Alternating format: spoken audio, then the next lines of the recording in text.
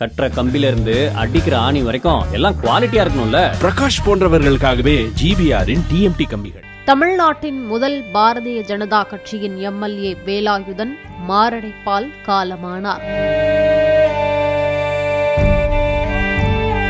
இவருக்கு 73 வயதாகிறது.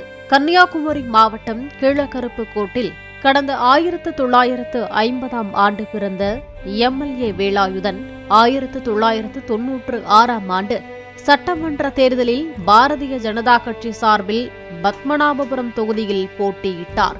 இந்த தேர்தலில் திமுக வேட்பாளர் பால ஜனாதிபதியை விட 4540 வாக்குகள் அதிகமாக பெற்று வெற்றி பெற்றார்.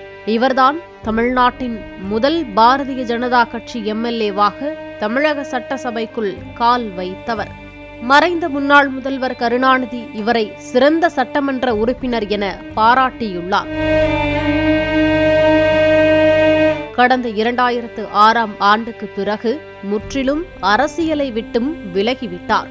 இவருக்கு 2 மகள்களும் 1 மகனும் உண்டு. அனைவருக்கும் திருமணமாகிவிட்டது. கீழக்கருப்புக்கோட்டில் உள்ள தனது வீட்டை மனவளர்ச்சி பாதித்த குழந்தைகளுக்கான பள்ளிக்கு வேலாயுதன் வழங்கிவிட்டார். தற்போது வேலாயுதன் மகனுடன் திருவனந்தபுரத்தில் வசித்து வந்த நிலையில் மாரடைப்பு காரணமாக இறந்து போனார். அவரின் உடல் அடக்கம் நாளை நடைபெறுகிறது. கட்டுற கம்பில இருந்து அடிக்கிற ஆணி வரைக்கும் எல்லாம் குவாலிட்டியா இருக்கணும்ல. பிரகாஷ் போன்றவர்களுக்காகவே ஜிபிஆரின் டிஎம்டி கம்பிகள்.